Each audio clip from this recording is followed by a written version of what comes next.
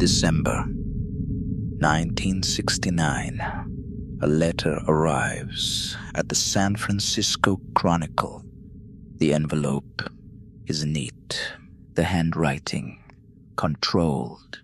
Inside, the sender writes, "This is the Zodiac speaking." He describes a murder. He provides details only the killer would know. And then he adds something else, a threat. He says, "This is just the beginning." The letter is signed with a symbol, a circle with a cross through it. The Zodiac. Northern California in the late 1960s was a place of change. Cities were growing. Highways connected small towns to urban centers. Young people drove to remote areas for privacy. Lovers' lanes, quiet roads near lakes, places where couples could be alone. And in these places, someone was watching. December 20th, 1968. Lake Herman Road, a lonely stretch east of Vallejo. Two teenagers, Betty Lou Jensen and David Faraday, parked near a gravel area. It was night. They were talking. A car pulled up behind them. Someone approached without warning. Both were shot. David was killed inside the car. Betty ran. She was shot in the back 5 times. Both were found hours later. The killer had left no clear evidence, no motive, no witnesses. The case went cold 7 months later. It happened again. July 4th, 1969. Blue Rock Springs Park. Another isolated area. Another couple. Darlene Ferrin and Mike Mago sat in a parked car. A vehicle pulled up beside them. A man got out. He shone a flashlight into their faces. Then he fired. Darlene was killed. Mike survived. He described the attacker, a stocky man, calm, methodical. But the description was not enough. Not yet. Less than an hour after the shooting, police received a call. A man's voice. Unemotional. He said he wanted to report a double murder. He gave the location. He said he was also responsible for the Lake Herman Road killings. Then he hung up. The call was traced to a payphone, but the caller was gone. In early August, 3 letters arrived. One to the San Francisco Chronicle, to the Vallejo Times Herald, to the San Francisco Examiner. Each letter was nearly identical. Each contained details about the murders that had not been made public. Each was signed with the same symbol, and each included a portion of a coded message, a cipher. The writer demanded the newspapers print the cipher on their front pages. If they did not, he said, he would kill again. The letters created panic. Newspapers published the cipher. Cryptographers tried to decode it. Amateur code breakers worked through the night. Within a week, a schoolteacher and his wife in Salinas cracked it. The message was disturbing. It rambled. It mentioned collecting slaves for the afterlife. It was not coherent, but it was real, and it confirmed one thing. The killer wanted attention. More letters followed. They were taunting. They mocked police. They corrected details in news reports. The writer called himself Zodiac. He claimed to have killed more people than had been confirmed. He described methods. He gave hints, but he never provided enough to be caught. He was playing a game, and he was in control. September 27th, 1969. Lake Berryessa. A couple, Brian Hartnell and Cecilia Shepard, picnicked near the water. A man approached. He wore a hood, a strange costume. The symbol was stitched on the front. He carried a gun. He said he was an escaped convict. He needed money and a car. He tied them up. Then he stabbed them repeatedly. Brian survived. Cecilia did not. Before leaving, the man walked to their car. He wrote on the door dates, locations, the symbol, and the words, "Buy knife." 2 weeks later, October 11th, 1969, San Francisco. A taxi driver named Paul Stein picked up a passenger in the early evening.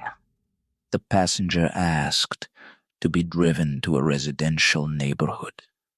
During the ride, the passenger shot Paul in the head.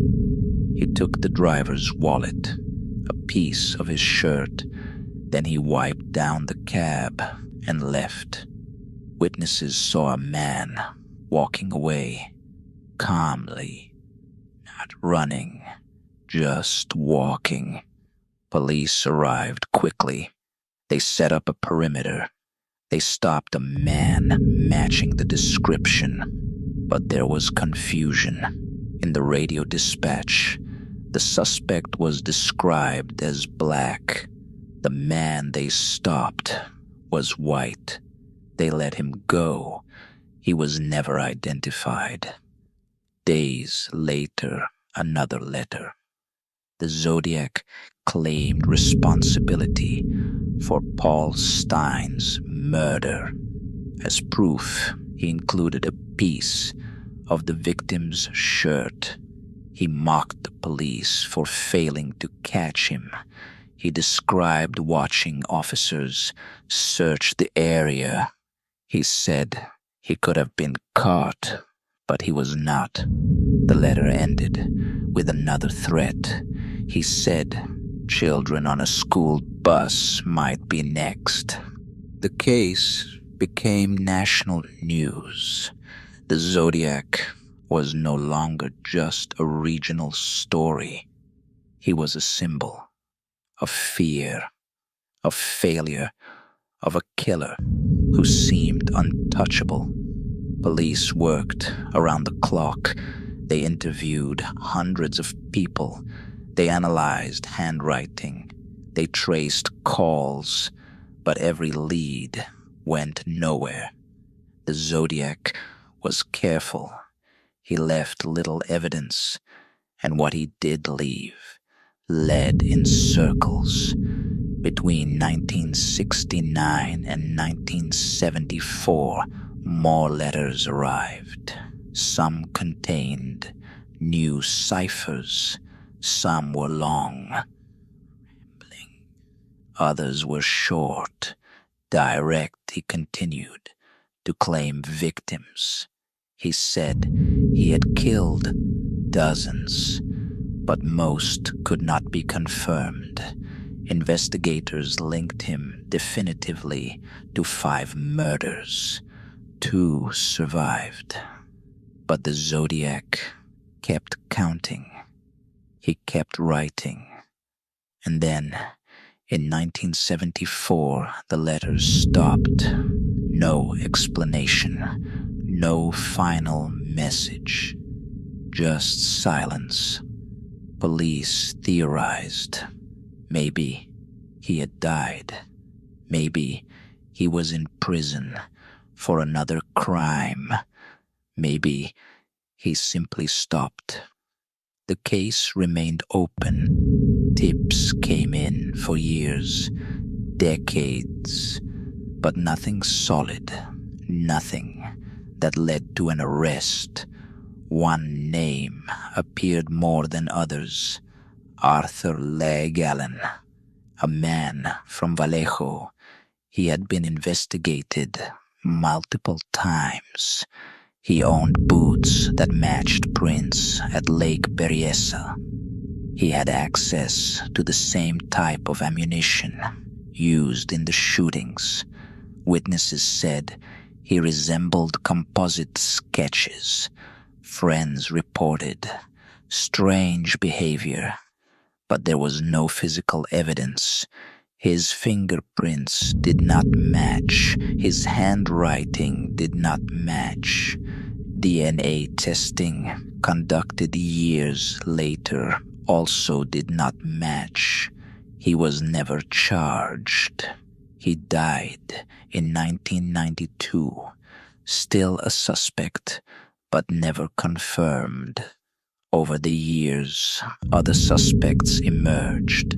Investigators revisited the case with new technology.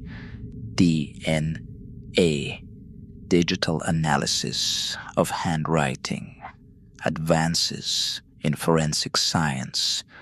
But the Zodiac left so little behind. The letters were handled by many people. Contamination was likely. The crime scenes were decades old. Evidence had degraded. The trail was cold. The Zodiac killed because he wanted to, not for money, not out of personal revenge. He killed strangers, people he had no connection to. He did it for control, for attention, for the game. He wanted to be known. He wanted to be feared.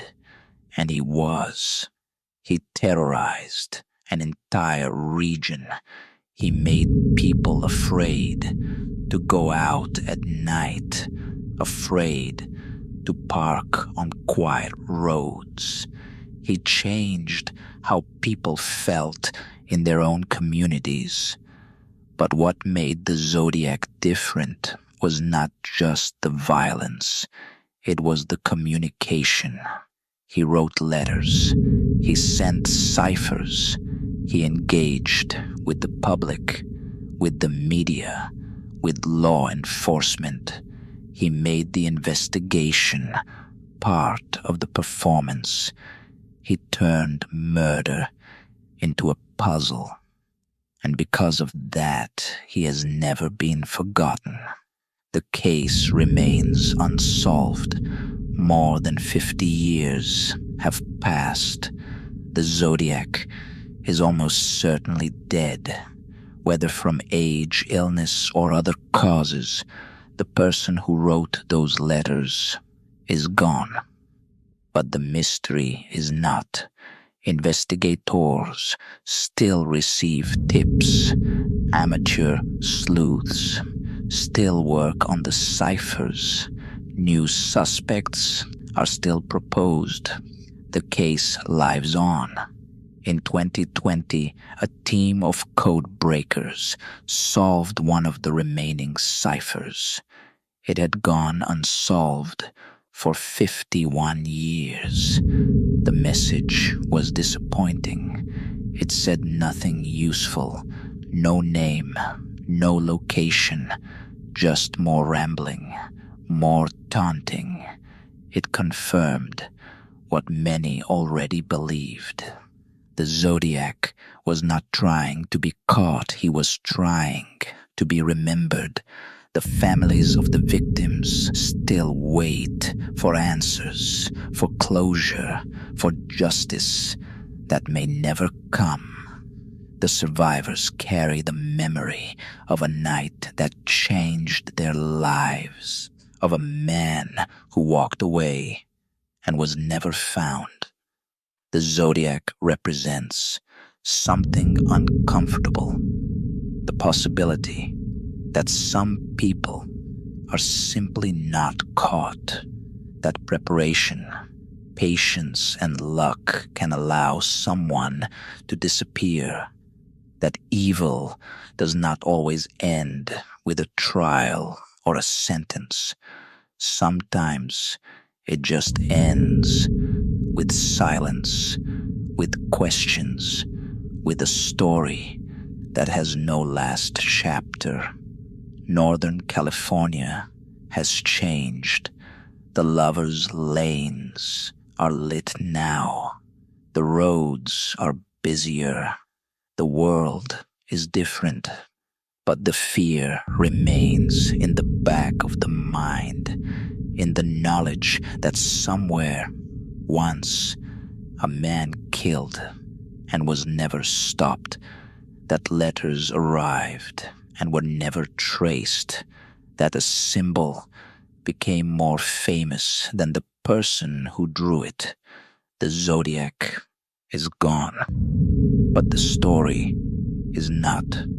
It lingers in cold case files, in documentaries, in late-night conversations, in the quiet stretch of road near a lake where 2 teenagers died.